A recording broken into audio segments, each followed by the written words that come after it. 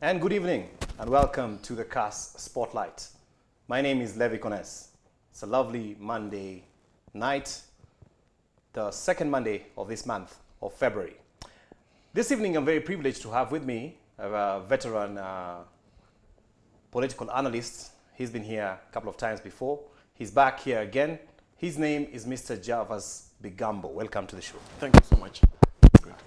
Now, interesting week politically, and sadly, it has ended, or rather started on a very, very sad note with the death of the Honorable Muchai, the member for Kabete, and of course those of his aides. Maybe you could say something about that before we continue. First, it is a very sad circumstance that the country has witnessed with the passing of a legislator representing Kabete constituency. And very sad indeed that the legislator was compelled to meet with his maker together with his driver and his two bodyguards. And these are individuals who were serving this country. These are individuals who have families.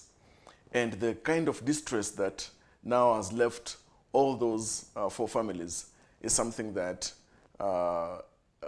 we cannot even bring ourselves to start to understand why they had to die in cold blood as they did. I wish to convey my condolences to their families, and I want to hope that the investigations that are being carried out will bring to book those individuals that are behind this. But beyond the flowery hope that the investigations will unveil the individuals behind this mercenary kind of activity, I think we need to entertain now as a nation and as individuals, as citizens and residents of even this city, that there is so much to worry about. One, with all sorts of investigations that have been purportedly carried out, no one has ever been brought to book. Yes, many stones left unturned. Yes. Yes. Even with very critical promises that no stone will be left unturned. Yeah. Maybe we should stop dealing with stones. But as a matter of fact... We have rocks, actually. Yes, because look at it this way. A legislator and his bodyguard and driver killed at dawn in the middle of a city that has got CCTV cameras. In the city center. Lots of murders, dating back decades, have never, ever had their investigations concluded and individuals prosecuted. We have never had to see that. It is now emerging that, as a matter of fact, without blinking, that Kenya is becoming a very safe country to carry out criminal activity. Do you think that there was an allegation by an international TV station that there are hate squads in Kenya, and it brought a lot of hue and cry from the government? Do you think there's a possibility, because if you look back now, there are so many unexplained deaths that are, like you're saying, have not come to, we haven't gotten the light of them. We've got what happened recently with the son of the former Prime Minister. We've got the issue about Kajwang. We've got George Thuo. We've got, what is his name, Mutula Kilonzo. And then there was a tragedy with Saitoti and Ojode, which we still haven't resolved yet. Found there was things that just leave you with a question mark. Yes. Could it be that there, do you think it's possible there's a hit squad on the loose? It is easy to entertain the thought that in this country there exists some undercover mercenaries, some undercover hit squads that are easily,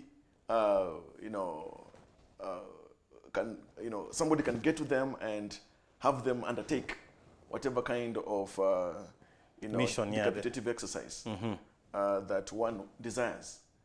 And you see, it is unfortunate that all this happens when we pride ourselves as a nation to have tight security and a security framework that serves all citizens of this country. And I thought we had Nairobi locked.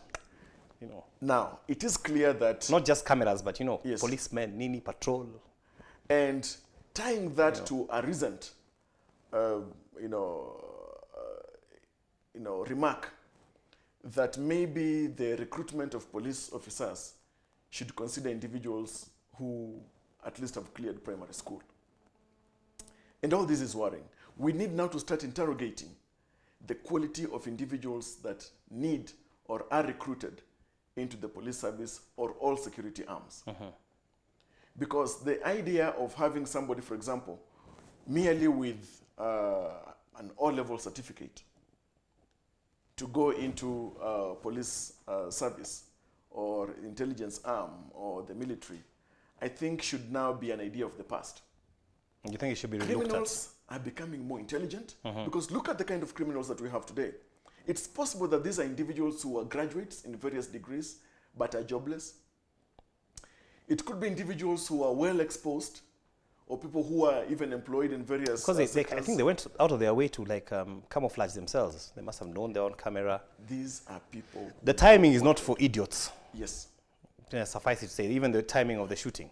1 minute, they said 53 seconds. Yes. 4 people dead. And that's why it's important that even the kind of individuals in the police service, in the investigations, should be people who can match or outwit the intelligence of criminals. That's what we are lacking. Look at the detonation of look at grenades and bombs going off in various parts of this country. Look at the state of insecurity in the northern part of this country. Look at the state of anxiety and fear that teachers in the northern part of this country are in. Actually, I was going to switch gears and go there. But just before we go there, I was going to ask you, does this incident in Nairobi with the Mheshimiwa, does it speak to our insecurity generally, or does it speak to an isolated incident of, insecurity on an individual? Let us call every sin by its name. From the advent of the Jubilee government, it is clearly emerging that insecurity is a challenge to be managed. Look at all the insecurity incidences that have been witnessed across this country. Now, look, it's not a question of looking at the individual security issues, for example, with the death of a legislator, his driver and his bodyguard. It's a question of the caliber of those individuals. First, a legislator, vocal legislator. Two, his bodyguard, two armed of them, men, yes. who are armed. By the way, he was armed himself too. Yes. So attacking individuals who you know very well are armed, knowing that it's a dangerous affair, requires serious preparation and on the part of the attacker. Yes. Which also means it's possible that the attackers even had bulletproof, knowing that they're going to attack individuals who are armed. It is possible. And that's why it's important that the government should now start to rethink security operations in this country. Because if leaders of such a caliber are insecure, what about the common mwananchi? What about business people? What kind of message does this send to potential investors? I hear you. And what kind of message does this also convey when we know very well that presently our tourism sector is on its knees because of the security question? What kind of message is it sending out?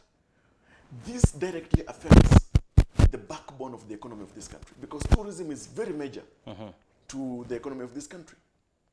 All these things are going to affect the development of this country. Now, you see that on one hand, you have the issue with security with the legislator and what happened in Nairobi that calls into question Nairobi. Yes.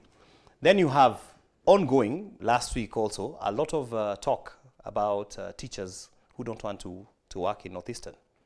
And Sosion and crew are saying they don't have to, they can stay. And the government is saying they must. Just if you draw a parallel between the two, what are we saying? As a matter of fact, we know very well that Sosion is a trade unionist working in the interest of the people who have employed him as a trade unionist. And we know very well that Sosion must serve the interests of the constituency that he represents or advocates for. Na ni wengi, walimu si That's wachache. why it's important for him to speak as he does. Yes. As a matter of fact, I think it is improper on the part of government to try and intimidate Sosion by calling him to record statements because he's speaking to the issues that touch on the well-being of those teachers. You see, giving a promise that there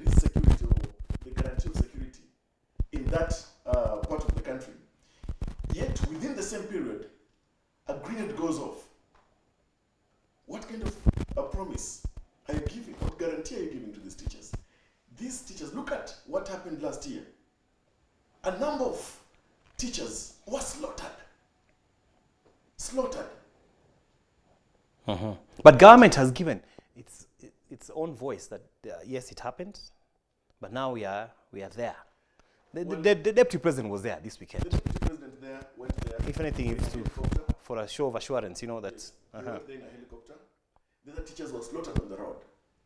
The deputy government went there with a serious battalion of security men around him. Teachers don't have guns. Now, what teachers want and what every citizen of this country wants is not a promise. It's not a voice on the part of government. Now you see, as a matter of fact, in any nation on earth, as long as a government is in place, people will expect that government to rise to the occasion, to protect them, to defend them. Because that is what every leader in office swore to do. Yes. I hear you. Let me pause you right there, because when we come back, I want to ask you about the question of balkanization, whether that is not balkanizing Northeastern when we say those teachers must not go. You know, kwani uko si Kenya, you know. If you're watching us, it's Monday. Politics, hot, right here on KASS Spotlight. Stay tuned. We'll be right back.